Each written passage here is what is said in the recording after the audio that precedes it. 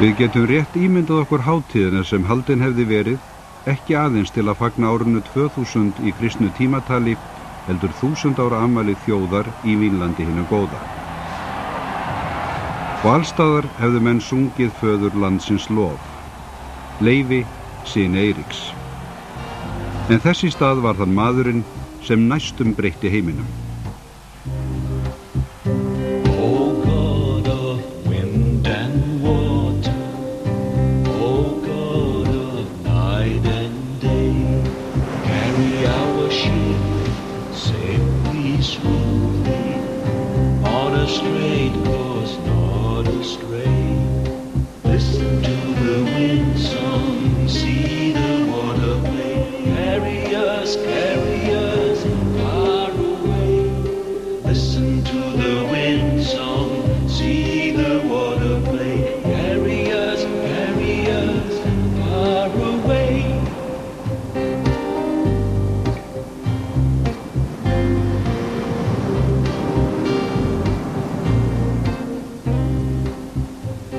Hann nýtur þess orðstírs að hafa fundið Norður-Ameríku og við vitum ekki einu sinni hvernig á að bera fram nafnið hans.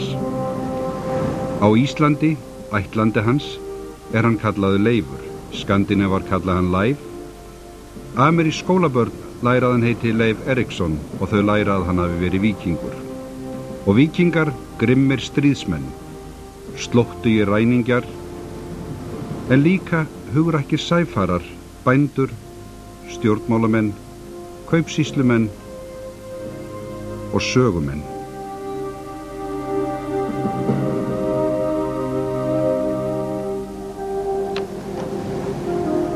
Leifur lét í haf þegar hann var búinn. Leifur velti lengi úti og hitti hann á lönd þau hann vissi áður öngva von í.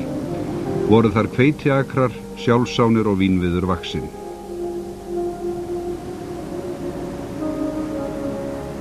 Ferðir Leifs Eiríkssonar voru farnar snemma árs árið 1000 í kjölfar 200 ára könnunar og aukinnar búsetu við Norður-Atlantshaf. Og þegar hann steig fæti á landið sem hann kallaði Vínland, var mannkynið að stíga fyrstu skrefin í átt til hnattvæðingar. Mannkynið hafði farið heilan hring.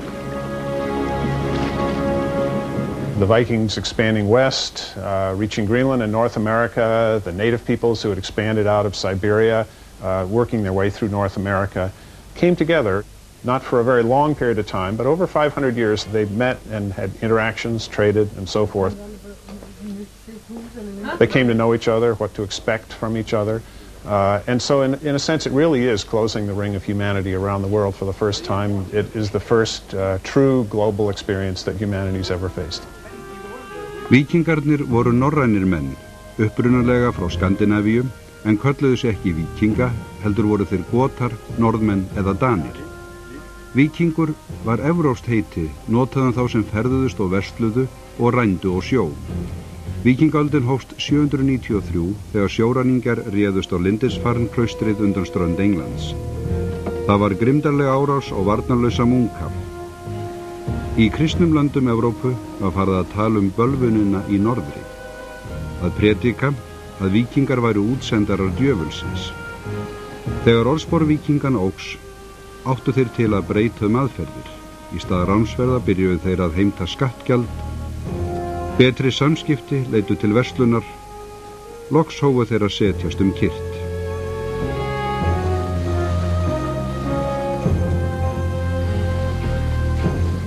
Á 9. öld stofnuðu þeir og stjórnuðu írsku borginni Dyflinni. Víkingurinn Ívar Beinlausi lagði undir sig Jórvík á Englandi. Normandi í Frakklandi var nefnt eftir norrænum mönnum þegar víkingur að nafni Hrólfur lagði það undir sig. Hann var langa við Vilhjálms bastardar. Sagt að Rússar dragi nafn sitt af slavnesku orði sem merkir víkingur. Víkingar sigldu frá Skandinavíu eftir ánum til austurs og suðurs og stofnuðu verslunarstaði sem seinna urðu borgirnar Pétursborg og Kíev eða Kænugarður. Víkingamálaliðar voru í þjónustu keisarans í Konstantinópel og börðust í landinu Helga og víðar í Miðjarðarhafslöndunum. In the process of these travels, they were meeting, trading with, fighting with, discussing, learning languages, having children. So in a sense, this enrichment of our history by the Viking experience really is a kind of a network, a kind of internet of information. Þeir sem ekki fóru í Víking gerðust einkum bændur. Bændabýli voru lítil og skammt á milli þeirra. Nokkur þúsund ferfet til ræktunar umkringt haglendi til sameiginlegra nota. Engar afurðir voru ræktaðar til sölu, þessi stað var hrossum, kúm, geitum og sauðfé, haldið til beitar. Fyrir víkingatíman sneri samfélagslífið fjölskylduna, ættina og höfðingjan. Það breyttist skjótt. Viðskiptamiðstöðvar urðu miðstöðvar auðs og valda. Viðskiptin skópu konunga. Konungar notuðu þessi völd til að skapa þjóðir, sjálfstæðar víkingafjölskyldur neyddust til að lúta valdinu eða hverfa brott ella.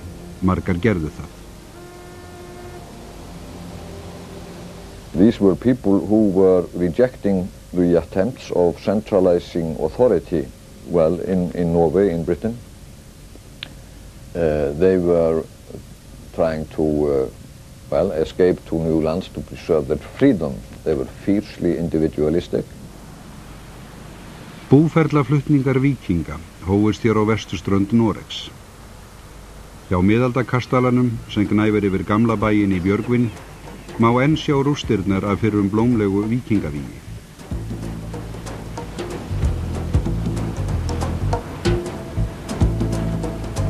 Úr þessari höfn og fleiri höfnum sigldu þeir til Írlands og Bretlands, til Hjaltlandseyja og Færeyja. Og 8. og 9. aldar fylgdu víkingarnir í kjölfar írskra munka til Íslands. And this was just what they wanted, a low-lying land. The life when the settlers came here was good. The one thing that Iceland had to export was wool. Life turned on livestock raising and the production of dairy products. Landnámsmennirnir litu á sig sem flóttamenn undan vaxandi harðstjórn skandinavískra konunga og árið 930 stofnuðu þeir lýðræðisríki undir yfirstjórn samkundu sem nefndist Alþingi. Ár hvert komu 36 goðar jafnir að virðingu saman í 2 vikur í þessu klettagljúfri á stað sem nefnist Þingvellir. We look upon it as the golden age. It was a society of free men. The peace was kept through a sort of democratic procedures. It was based on the rule of law.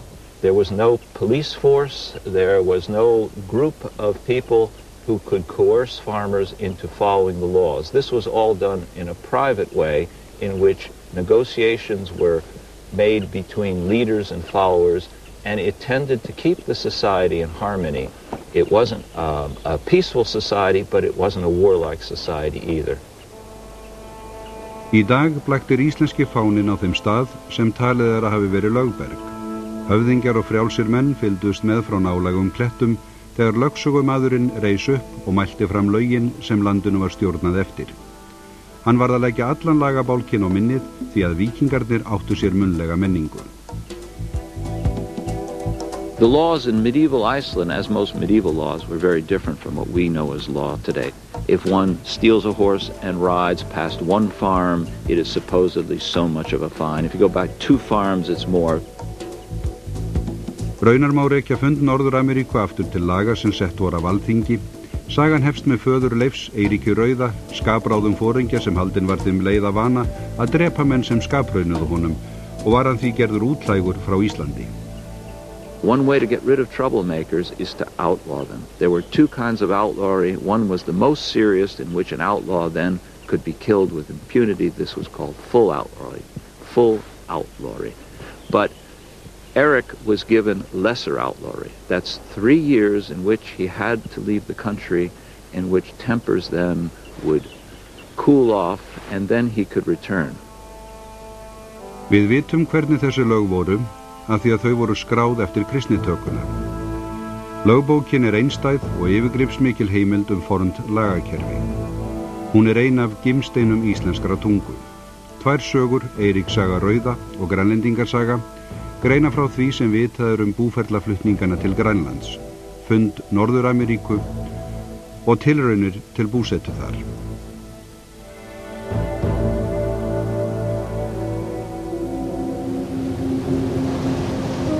Sigldi Eiríkur á haf undan Snæfellsjökli og kom utan að jökli þeim Hvítserkur heitir. Hann fór þaðan suður að leita ef þar væri byggjanda.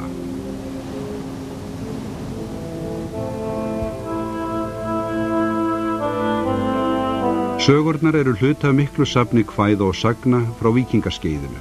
Eins og lögin gengu sögurnar fyrst áfram í munnlegri geymd. Þetta voru vandlega útlistaðar frásagnir af venjulegu fólki í lok fyrstu þúsaldar. Sögurnar segja frá fólki í starfi og leik og stundum bardögum í kyrlátum sjálfbærum bændasamfélögum. En jafnvel þegar menn að drepa hver annan, vaknar víkingaheimurinn til lífsins í yfirveguðum, skýrum prósa sögumannanna. The good thing about the sagas is that they are fun to read. They are entertaining just as literature. They supply you with humor, they supply you with descriptions of real characters and real dilemmas that are not always solved according to the formula of heroic literature. Og þetta eru góðar sögur, þrungnar athöfnum og ævintýrum, þær hafa geyma óvæntar fléttur, breiskar hetjur og velviljaða skúrka. The sagas are astonishingly modern when to a reader of this day and age. They read like modern literature. It's not only the plot, the themes, the characterization, the ordinary people. Íslendingasögurnar eru Ameríkumönnum nákomnari en þeir gera sér grein fyrir. Tökum vestrahetjuna sem býr við útmörkin og neyðist til að taka lögin í eigin hendur. Það var endurtekið þema fyrir 1000 árum. Oscar Wilde said once that the Norse Vikings had discovered America but had the good sense to lose it again. But the Vikings came back through the shapers of modern American culture. The scriptwriters and film directors, the authors and poets. Sögurnar voru að lokum skráðar og endurritaðar á 13. og 14. öld. Sum þessara gömlu handrita í vörslu Háskóla Íslands í Reykjavík. Þau eru aðgengileg með réttum skilríkjum og kynnum. Gísli Sigurðsson einn fárra manna sem þar hafa lyklavöld og leyfist að opna öryggisgeymsluna og meðhöndla hinn fornu skjöl.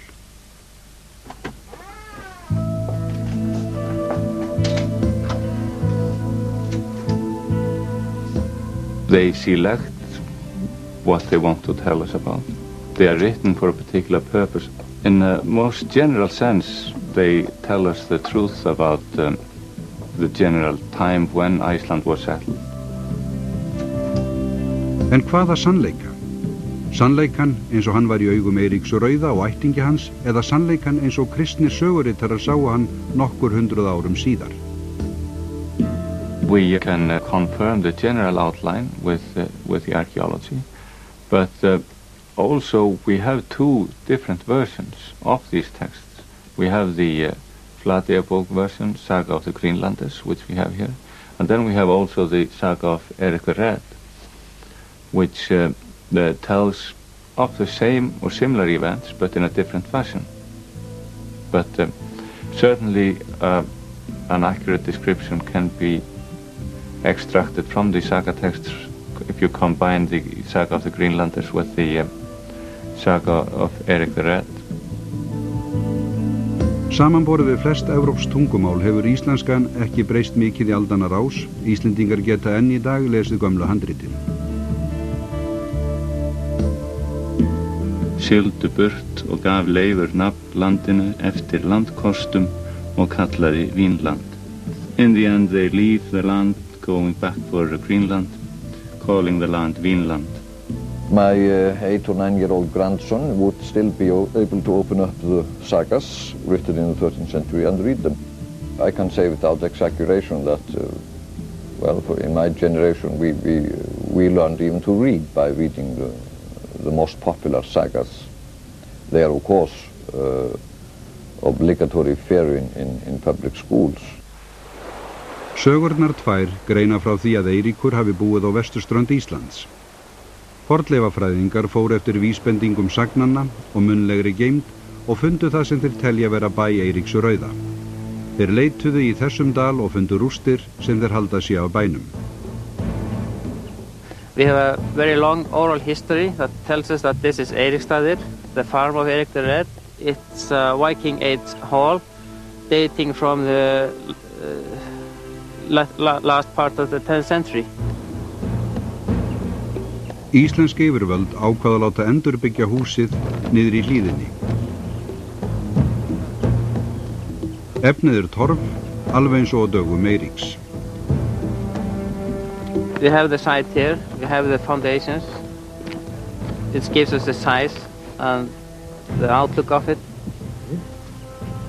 Buildings like this, torf houses, there is a continuous tradition here in Iceland for that. People were building those houses until this century. So it's not a forgotten art. We know people who have lived in those houses, and we have people who still can make those houses. Auk byggingatækninar lifir saga Eiríks enn í þessum dal. Núverandi eigandi bílisins, handan vegarins, neitaði að leyfa byggingarmönnum að taka torf eða grjót í landi sínu í endurbygginguna. Svo virðist að fyrir það bil 1000 árum hafi Eiríkur drepið mannin sem átti þann bæ. Að nota torf fórnarlambsins væri ekki rétt, sagði bóndinn. Trjáviður torfengin á Íslandi, svo Eiríkur hefur sennilega gert þak hússins úr timbri sem hann hefur komið með frá Noregi. Og undir því þaki fæddist Leifur Eiríksson herma sögurnar. En hvorki Leifur né faðir hans ílentust þarna lengi. Eftir bardaga sem varð út af setstokknum á rúmi og dráp nokkura nágranna var Eiríkur gerður útlægur.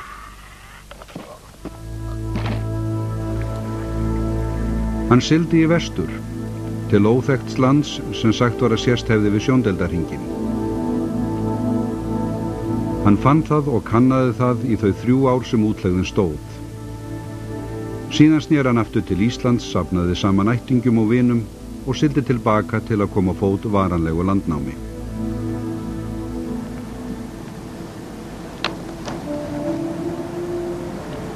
Það sumar fór Eiríkur að byggja landið, það hann hafði fundið og hann kallaði Grænland, því að hann kvað menn það mjög myndu físa þangað ef landið héti vel. Eric had a good plan. He talked of a green, rich land. He talked of the resources that were there, of seals and whales that knew nothing of humans and were easy to hunt, and people went to Greenland. What they found in Greenland was truly the edge of the world. Það var ekki auðveld sjóferð að því framkemur í sögunum. Meir en 25 skip lögð af stað, aðeins 14 náðu landi. Fornleifafræðingar telja að 500 landnámsmenn hafi komist af. Landið sem þeir fundu var ólíkt Grænlandi nú á dögum. Borkjarnasýnisorn úr jöklinum benda til að þar hafi verið hlýrra fyrir 1000 árum. Aðeins fáum gráðum nóg til að gera víkingum kleift að reisa sér býli, halda hjörðum til beitar og veiða. Aðalbyggðin var í Brattahlíð í fjörðum suðvestur Grænlands. Eiríkur rauði byggði sér hér nýjan bæ. Nú stendur hér endurgert hús á staðnum. Byggðin var ekki sjálfur sér nóg. Afkoma var viðskiptum háð. Timbur, járn og vefnaður kom frá Noregi Ísland. Í staðinn sendu grænlendingar fálka, æðardún, rostungaskinn og tennur.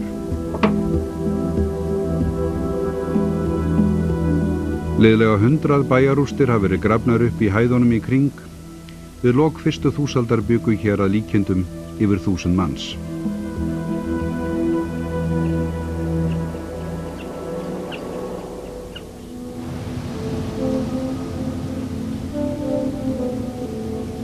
Eiríkur rauði bjó í Brattahlíð, hann var þar með mestri virðingu og lutu allir til hans. Heiðið var fólk á Grænlandi í þann tíma.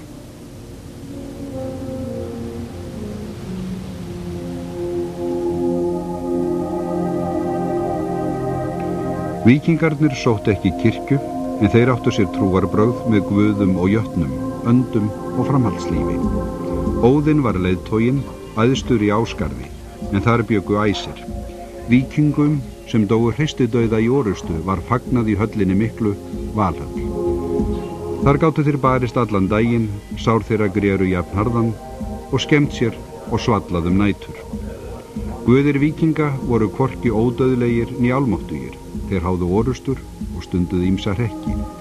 Óðinn var vitrastur guðanna. Hann hafði látið annað augað fyrir viskuna, en hann var ekki alltaf sá máttugasti. The principal gods, it seems, according to the law books, are three. This is Njörður, the Lord of the Sea. He is also the god of the merchants and all sailors. His son Freyr, who is the god of agriculture and fertility. And then the third one, diplomatically called the Almighty One. This could be Thor, and I think it was probably Thor, the protector of humanity. Some people think it's Odin, and so you see we are still arguing about this. Musteri voru engin. Víkingar gátu heitið á guðina sér til hjálpar, en þeir báðu ekki beinleinis til þeirra. Á Íslandi hafa gömlu guðurnir ekki gleymst. Í Reykjavík er Óðinsgata, Þórsgata og Freyjugata. Ásatrú hefur verið endurreist sem trúarbrögð.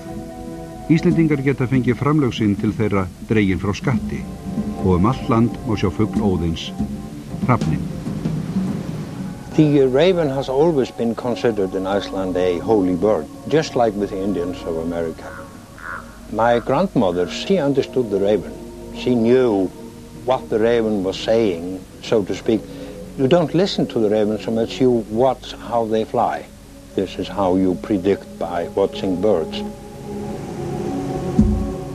Á einum degi var gömlu guðunum steypt af stalli. Ólafur Noregskonungur bannaði viðskipti við heiðingja. Víkingar á Íslandi sem voru háðir verslunum lífsnauðsynjar sínar urðu að velja á milli. Sögurnar herma að þeir hafi komið saman á Þingvöllum. Helmingur þeirra kaus að vera heiðin. Hinir voru tilbúnir að taka kristna trú og því var lögsögumanninum falið að taka ákvörðun. Hann lá undir feldi í hálfan annan sólarhring og bauð síðan að Íslendingar skyldu gerast kristnir og þar með búið. Gömlu síðirnir voru ekki með öllu látnir róa. Heiðnir helgisíðir héldust enn við og nokkrir víkingahöfðingjar ákvaðu að ef þeir yrðu að vera kristnir, yrðu þeir líka að gerast biskupar.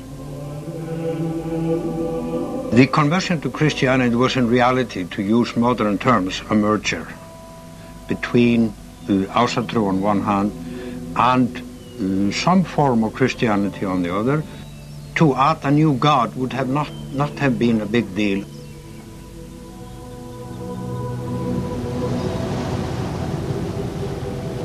Eitt sinn kom konungur að máli við Leif og spyr hann: Ætlar þú til Grænlands í sumar að sigla? Leifur svarar: Það vildi ég ef sá yðvar vilji. Konungur svarar: Skaltu fara með erindum mínum að boða kristni á Grænlandi. Sögurnar herma að þegar Leifur hóf að boða orðið á Grænlandi hafi kona Eiríks rauða skjótt skipt trú, en Eiríkur hikaði við að kasta gömlu trúnni. Kona hans neitaði að sofa hjá honum þangað til hann samþykkti að byggja handa henni kirkju. Fornleifafræðingar hafa grafið upp grunninn og stuðst var við grunnmyndina til að byggja þetta hús eftir líkingu af fyrstu kirkjunni í Norður-Ameríku. Kristin trú náði loks svo vel að festa rætur að Róm sendi biskup til Grænlands. Rústirnar af kirkju hans í görðum grennd við sveitarfélagið í Galíkó og kirkjurnar byggðust upp smám saman. Rústirnar af Hvalseyjarkirkju bera vitni hollustu íbúana við kristna trú.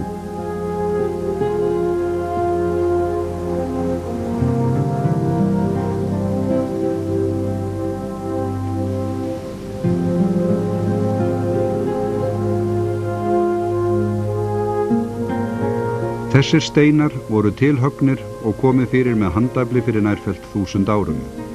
Bak við hrúgur af gömlum steinum 1000 árum síðar eru víkingarnir okkur enn býsna nálægir.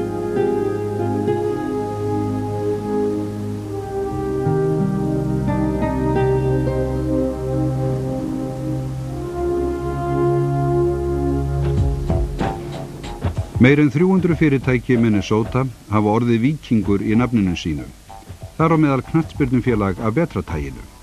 Víkingaguðinn Þór núna hetja í teiknimyndasögum og fólk í meir en 100 löndum fylgist með skrípalátum persónum í hjálm og horn sem nefnist Hrollur hinn hræðilegi. Saegrjot, Friday. The most famous Viking of all was Leifur Eiríksson. Okay, Hagar the Horrible. The metaphor is of a raider, well, you know, they're not unlike what pirates have become. In the real world, pirates were horrible and cruel people and capable of intense savagery. So were the Vikings. But over the years, we've softened and we've romanticized these people so that when you think of pirates, you think of N.C. Wyeth and Treasure Island. And the same thing applies to Vikings. Now we think of these raiders as romantic, robust, virile, wonderful people. We understand them. We're on their side. In real life, we would have been dead. Hátíð til heiðurs þeirri rómantísku ímynd haldin árlega í Fíladelfíu og öðrum borgum í Bandaríkjunum. Samkvæmt opinberri yfirlýsingu forseta dagur Leifs Eiríkssonar 9. október. Það engin tilviljun að hann skuli vera á undan degi Kólumbusar. Hjá þessu fólki það engin spurning að Leifur Eiríksson hafi komið hingað fyrstur. Loaded with walrus tusks and skins, and the Vatican has in its archives records of what happened on Greenland. Hér sjáum við meðal annara borgarstjóran í Fíladelfíu Rendel með víkingahjálm, eða minnstakosti eins og flestir halda að víkingahjálmur hafi litið út. Fræðimenn ekki alveg vissir. Flestir segja að eftir sönnunargögnum að dæma hafi víkingahjálmur ekki verið með horn. Archaeological excavations from grave sites, from Viking Age grave sites, have actually very rarely even found any helmets at all. And there's actually only one grave that has uncovered a helmet, you know, on the top of the skeleton, and that was in Norway. And that particular helmet did not have horns on it. Hvaðan þessi ímynd þá komin? Nokkrir hjálmar með horn frá bronsöld fundust á 19. öld. Tónskáldið Wagner notaði þá í óperubúningum Niflungarhingsins. Þessi ímynd orðin afar vinsæl í Ameríku. Þetta auglýsing fyrir rock og roll útvarpsstöð.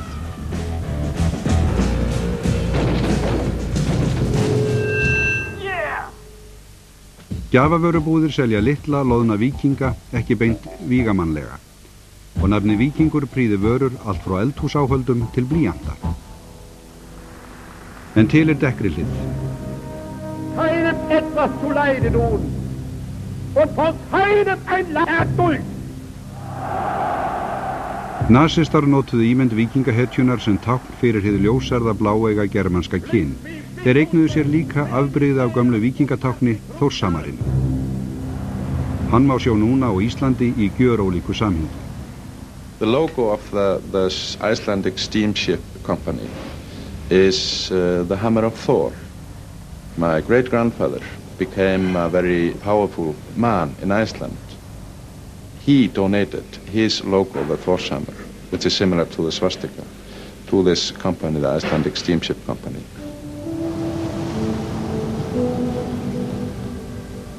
Vindan úr segl og sigla þetta dægur áður en þeir sáu land og ræddu það með sér hvað landi þetta mun vera, en Bjarni kvaðst hyggja að það myndi eigi Grænland.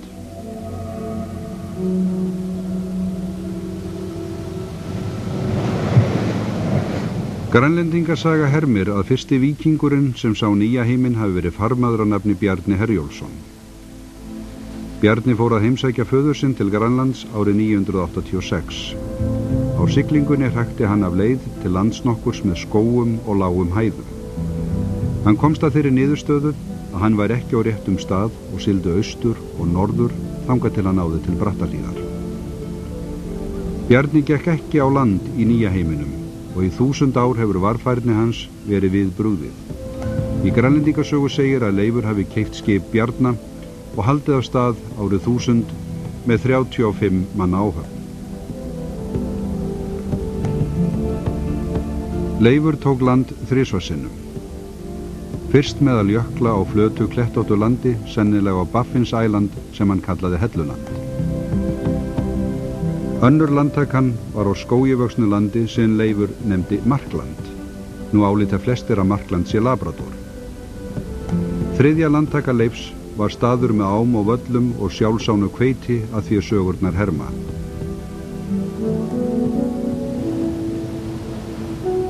Svo sagt að eftirbátur þeirra var fylltur af vínberjum og vorar þá bjuggust þeir og sigldu burt og gaf Leifur nafn landinu eftir landkostum og kallaði Vínland.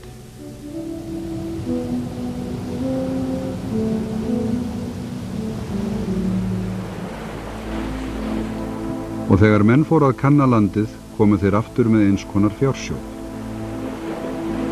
Ef Leifur hefði valið annan nafn, hefði hann sparað mönnum þúsundir blaðsína af fræðilegum og miður fræðilegum rökræðum. Ein kenningin sú að Vínland hafi verið í Kanada, af því að vínber vaks ekki norðan héraðsins New Brunswick. Aðrir halda að klerkarnir sem skráðu sögurnar hafi vilst á norræna orðinu vín sem merkir grasæi eða engi. Þessi sérfræðingar segja að Vínland geti verið hvaða engjaland sem væri.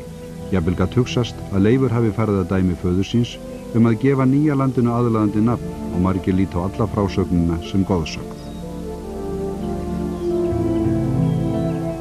I think we do have a problem knowing a lot of the details of the sagas and so forth, but in terms of who the major characters were, I think most scholars believe that Leif was a real person, Eric the Red certainly a real person. There are very real events that surround their histories described in the sagas, so I think this question of whether Leif exists or not is sort of gone by the board. Sögurnar segja frá nýbyggðum sem stofnaður voru og yfirgefnar, frá fyrsta víkingabarninu sem fæddist í nýja landinu, frá skipum sem týndust í þoku sem aftur leiddi til landafunda, frá fyrstu samskiptum Indjána og Evrópumanna, frá fyrsta bardaganum og fyrsta dauðsfallinu. En í 1000 ár voru engar áþreifanlegar sannanir að sagan af Leifi Eiríksssyni væri sönn. Á 7. áratugnum hóf síðan norskur landkönnuður Helgi Ingstad leit að sönnunum víkingabyggðir í Norður-Ameríku. Hann ígrundaði Rhode Island, Massachusetts og Nova Scotia en komst að þeirri niðurstöðu að búðir Leifs Eiríkssonar hafi sennilega verið á Nýfundnalandi. Eftir margra mánaða leit kom hann til Leanso Meadows, lítils fiskiþorps á norðurodda héraðsins. Þarna rann upp einhver mesta fagnaðarstund í fornleifafræðisögu víkinganna. Hann spurði fiskimenn að nafni George Decker hver þarna væru nokkrar gamlar rústir í grendinni. Maðurinn kvað já við og þar með var eina staðfesta víkingabyggðin í Norður-Ameríku fundin. Í rústunum fundu fornleifafræðingar hringprjón, sneldusnúð og 3 smjörhnetuskeljar, hýði af trjám sem vaksa miklu sunnar. They were found in different places on the site, but all in context with the Norse material. So obviously people had brought these nuts here. And these people must have been the Norse. And that tells us that the Norse who were here would have gone at least as far south as eastern New Brunswick, to the area where there is wild grapes.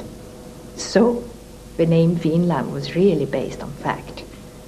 And it's the first time that has been proven, really. Rannsóknarmenn grófu upp 8 byggingar af víkingagerð í Leanso Meadows, 3 íveruhús og 5 útihús. Þeim hefur tekist að draga upp mynd af því hvernig lífið gekk fyrir sig. Hér gátu alltaf 100 manns dvalist samtímis. Þarna voru nokkrar konur en engin börn. Til dægradvalar kunna þeirra hafa telt gamalt víkingatafl, kallað hnefatafl. Það fjarskild manntafli. Annar keppandinn fær kóng og 12 peð, hinn fær 24 peð. Markmiðið að koma kónginum frá miðju taflborðsins út í eitt hornið. Nýbyggðin var ekki býli. Þarna eru hvorki hlöðurústir né vísbendingar grasbeit. Aftur á móti ummerki vefnað og járnsmíði.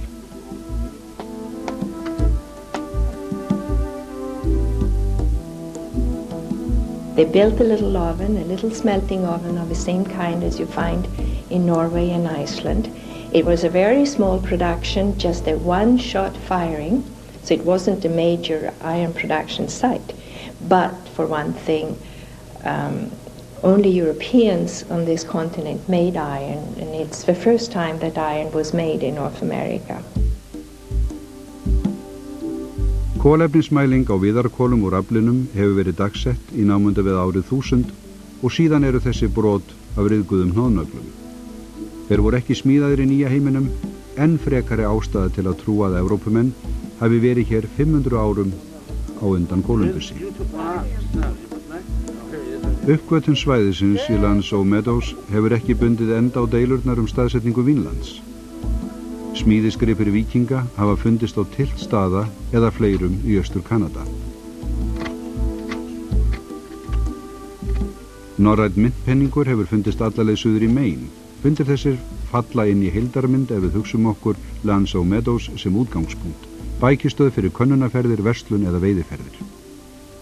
They were not temporary dwellings. They were meant as a winter base where you could go exploring during the summer and then return late in the fall and spend the winter here where you were safe and then continue to Greenland the next summer. One reason they needed a base like this was that the sailing season, even in the slightly warmer 11th century, was quite short when you have to start out in Greenland. So if they had to go and come back to Greenland in one summer, they wouldn't have time to go much farther than that. Vínland þó að líkindum margir staðir sem víkingarnir könnuðu. Það hefur ekki latt þúsundir leikmanna og fornleifafræðinga til að leita að annarri nýbyggð. Það sem þeir leitað meira en aðeins nokkri steinar eða stöku manngerðir gripir. Þeir að leitað sorpi. Hvar sem enn dvelja skilja þeir leifar eftir sig. Á mannvistarstöðum finnast leifar af viði og málmi og dýrabeinum. Margar kenningar staðsetja þið týnda Vínland Leifs í Maine eða New York eða Maryland, ellegar í Carolina. Sumir Brasilíumenn halda þann að við komist að Amazonfljótinu. Hingað til Lands og Meadows eina víkingabyggðin sem fundist hefur.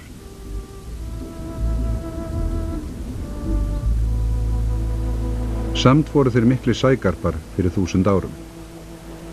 If you can manage the rough seas in the Mediterranean and in the coastal areas outside Gibraltar, is nothing to sail down the American coast. But I think that they realized that going further south they would gain nothing. Og síðan eru það rúnirnar. Víkingar þróuðu stafró eftir að hafa kynnst rómverskum áletrum. Rúnir ristaðir í steina hafa fundist í Norður-Ameríku. Frægastur Kensington rúnasteinin sem fannst í Minnesota.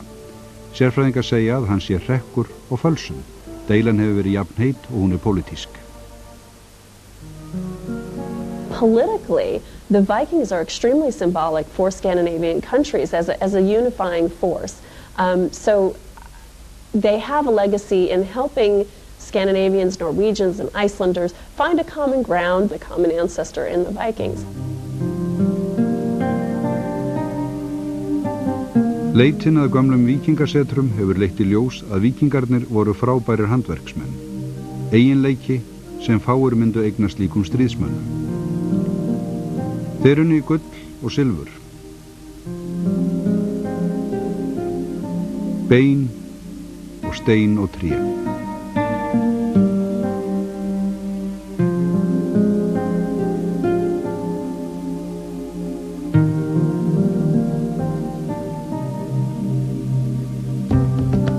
Listamenn nútímans verja mörgum árum í að reyna að læra stílinn og líkja eftir margbreytileikanum.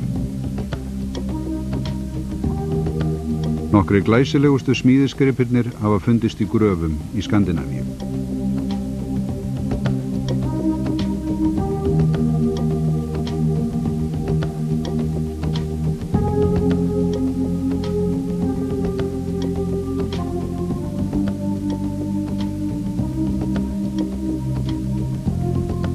Eins og Egyptar voru víkingar grafnir með nauðsynjum til næsta lífs og heilu skipunum þegar auðugir konungar átt í hlut.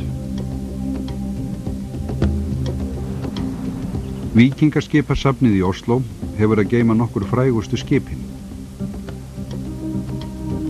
Þar á meðal Ásubergsskipið og Gauksstaðaskipið kenndi staðina þar sem þau fundust.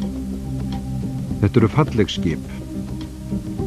Handhöggvin, eikar og furuborð voru fest hvert ofan á annað, án innri grindar. Skipasmiðir kalla þau skarsúðuskip. Skip þessi voru mjög sveigjanleg og gátu aðlaga sig öldunum. Þvertrjám var ekki bætt við fyrir nú eftir til frekari styrkingar og til að bera upp í möstri. They were good enough to carry your whole family, your cattle, everything you owned to Iceland for colonizing. They were good enough to handle the North Atlantic, going to Greenland and even North America in the late Viking Age. Grunngerðirnar voru tvær, langskip með opið dekk og stóra áhöfn undir árum. Og knörr til úthafssiglinga og verslunarferða. Á báðum voru segl, venjulega unnin úr ull.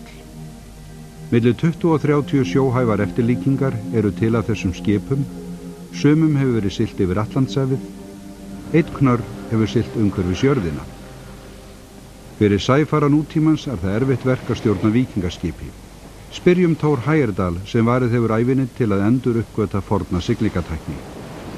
To handle a Viking ship, you must have experience. You must be a good sailor. I would never be able to do it myself. And we think that the boats I've been using are more primitive than the Viking ships. The boats of reeds, like the ancient Egyptians, or boats of logs, like the Inca. But they may look more primitive, but they are far safer. And in the beginning of navigation, security at sea was more important than speed and carrying capacity. So when you're in the kind of boat that I've been handling, let the waves come on board. They run through the bottom and out again. The vessel floats in itself. But the Viking ship, if a sea breaks in, you have to bail for your life, not to sink. Nokkuð af skipstjórnarkunnáttu víkingana enn til á meðal okkar. Sú hlið skipsins sem stýri var fest við var stjórnborð, orð sem tekið hefur verið upp í fleiri tungumálum, samanber starboard á ensku. Miklar vangaveltur hafa verið víkinga áttavita eða önnur siglingatæki. Ef þau hafa verið til, hafa þau ekki fundist. Víkingar treystu á athyglina, fylgdust með tímanum, vegalengdum, kennileitum, sjávarföllum og fuglum.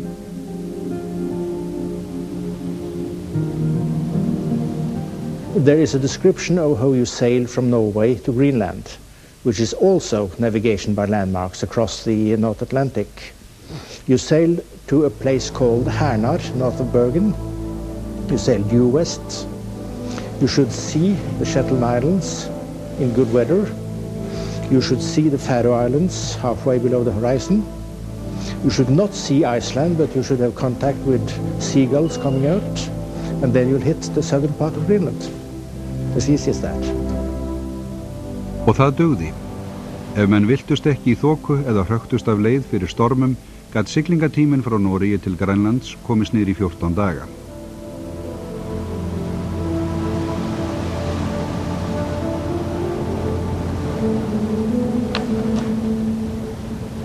Leifur tók land í Eiríksfirði og fer heim í Brattahlíð. Tóku menn vel við honum.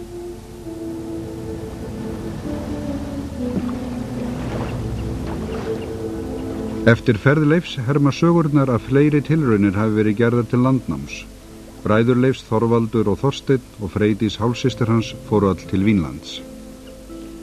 Þorvaldur var veginn í bardaga við innfædda Ameríkumenn og var jarðsettur í nýja heiminum. Fyrir loka heimsókninni til Vínlands fóru hjónanafnið Þorfinnur og Guðríður. Í leiðangru þeirra voru 5 konur og 80 karlmenn. Þau dvöldust þær í 3 ár og snéru síðan heim með ríkulegan farm af timbri og loðskinnum. Þau eignuðust barn í nýja heiminum, son að nafni Snorri. Fyrsta barnið af evrópsku ætterni sem fæddist í Ameríku. Guðríður gerðist seinna nunna, fór heim til Íslands og fór meira að segja í pílagrímsför til Rómar. Hún hefur líklega séð meira af heiminum en nokkur önnur manneskja á hennar tíð. In the Viking Age, when the men were out going a Viking or away on trading voyages, the woman came to have a more important role as running the farm, for instance. They had certain rights that made them outstanding. They could ask for a divorce and so forth, but by the same token, a woman didn't inherit as much as a man, and she could be married away against her will.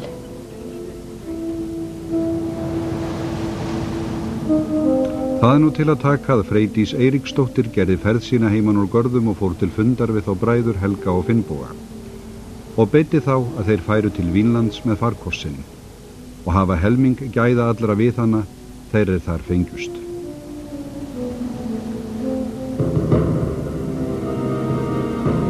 Engum fannst þá undarlegt að konur gætu stjórnað leiðungrum né heldur að því virðist unnið glæpaverk. Hálfsystir Leifs lét drepa félaga sína og stal skipi þeirra. Víkingaöldin endaði í Evrópu árið 1066 með ósigri Haralds Englandskonungs fyrir Vilhjálmi bastarði, víkingakonungi frá Normandí. Víkingarnir voru loks orðnir hluti af kerfinu. Í nýja heiminum kom breytingin meira smám saman. Fyrir utan Vínlandsferðirnar segja sögurnar ekkert meir Leif Eiríksson og ekki minnst á frekari tilraunir til að setjast að í Vínlandi. People have wondered why, having discovered this wonderful Vínland, why didn't they come and settle for good? But you have to see it in the context of a time. This is a new fledgling colony in Greenland. But to sail here is almost as far as going back to Europe. It's just like today we can go to the moon, but the time hasn't quite come to settle in space. Víkingar dvöldust á Grænlandi í nokkur hundruð ár og hurfu síðan einfaldlega. Biskupinn sem sendur var til að koma á sambandi við þá fann rústir og yfirgefin býli. The disappearance of the Greenland Norse has always been a big mystery because it's such a well-known colony, so many churches on the landscape and so on. There are many different theories. There are theories of disease, theories of pirates, economic theories that the people basically just wound out. Nokkur ummerki benda til að bjargráð þeirra hafi verið uppurinn. Heimskautavistkerfið gat ekki framfleytt svo mörgu fólki og svo mörgum skepnum. People in the north are living on a pretty fine edge. When the Norse arrived, they brought not only themselves and their needs for fuel, firewood, house building materials, but they brought their animals. And the animals played havoc with an ecosystem where they had never been before. Umhverfisskaðanum fylgdi lækkandi hiti á 14. öld. Fyrirbæri sem vísindamenn kalla litlu ísöldina. Grænlenskir eskimóar færðu sig sunnar á veiðisvæði og beitilönd víkinganna. Þar sem til átaka kom, stóðu báðir aðilar nokkuð jafnt að vígi. Militarily, the only big advantage that the Vikings had is that they were in these big ships that were good fortresses, for them. But they all had to come ashore, they all had to find food, they had to find water, and when they did this, they were vulnerable. Víkingarnir kölluðu innfædda Ameríkumenn skrælingja. Þeir börðust ekki alltaf. Fornleifafræðingar hafa fundið í gömlum búðum ummerki samskipti og verslun. Hvort tveggja hélst við fram á 14. öld. The hard evidence proves that Leifur Eiríksson, the first European to explore and settle in America almost half a millennium ahead of Columbus. That's an achievement. It's kind of a special thing that we have such a historical account of what happened, of this long trend of Viking history, of the expansion of a people out of a homeland. The biggest misconception has been thinking that the Vikings had nothing to do with modern history, thinking the Vikings are something very far away and very foreign, that they didn't have an impact on American culture. Og báðum megin Atlantshafsins stendur arfur víkingana djúpum rótum í menningu okkar. List þeirra hefur veitt handverksmönnum innblástur í 1000 ár. Ef til við 3. hluti enskrar tungu á rætur að rekja til tunguna sem víkingar töluðu. Lítum á almanækið. Ensku dagaheitin Wednesday, Thursday og Friday eru kennd við Óðinn, Þór og Freyju, guði sem Eiríkur rauði trúði á. Og afrek Leifs sonar Eiríks, kallaðu Leifur heppni, hafa orðið tákn fyrir hugrekki mannsins, þekkingarþrá og kunnáttu, jafnt sem hinn íslenska þjóðaranda. Á Grænlandi standa nú rústir Hvalseyjarkirkju yfirgefnar utan í hlíð. Bækur kirkjunar greina frá að þar hafi verið haldið brúðkaup árið 1408 þegar Þorsteinn Ólafsson gekk að eiga Sigríði Björnsdóttur. Annað ríkir þögn. Þrátt fyrir allt hugrekki og einbeitni víkingana tók líf þeirra á Grænlandi enda eftir 4 aldir. Hinn fyrrum fjölfarna leið milli gamla heimsins og hins nýja hvarf eins og kjölfar á eftir skipi.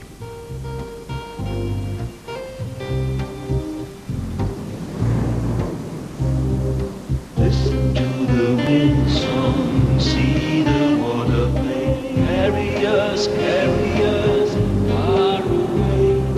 Listen to the wind song, see the water play, carry us far away.